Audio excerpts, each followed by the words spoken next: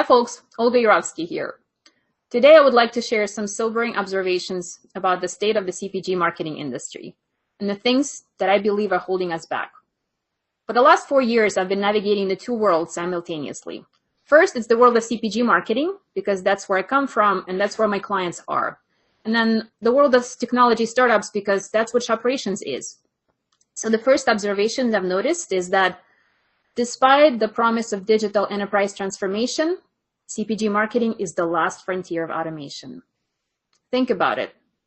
Supply chain and procurement have systems to manage their jobs.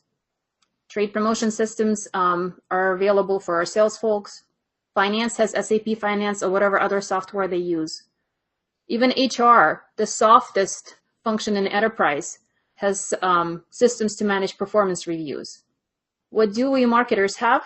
We have PowerPoint and Excel. My second observation is that CPG marketers are awash in data, but they have little time, skill, or bandwidth to take advantage of it. So look at all of the consumer and shopper-facing technology that's exploding out there. The yottabytes and zettabytes of data are being created hourly. Google those terms, by the way. And we, as marketers, cannot take advantage of that because we have very little time, very little skill, and very little understanding of what exactly all this means for us. We cannot figure out marketing ROI. We cannot figure out attribution. Even the basic things like the tactic level KPIs, like impressions and engagements, are either hard to obtain or sometimes not available. So the third observation I have is that a lot of CPG marketers still think of themselves as artists and not marketing scientists. What do I mean by that? A lot of brand managers and brand directors and CMO level folks that I've spoke to don't think that the nitty-gritty of the daily grunt and technology and data are really theirs to own. They would rather IT come and tell them what systems to deploy.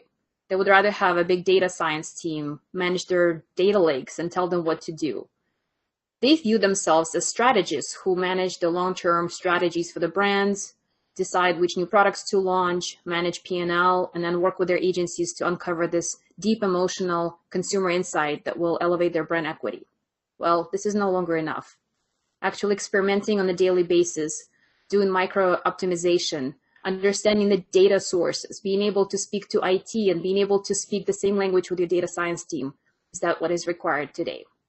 So those are the three observations that I had. And if we don't address them, I believe it's going to be really hard for us to transition into the future.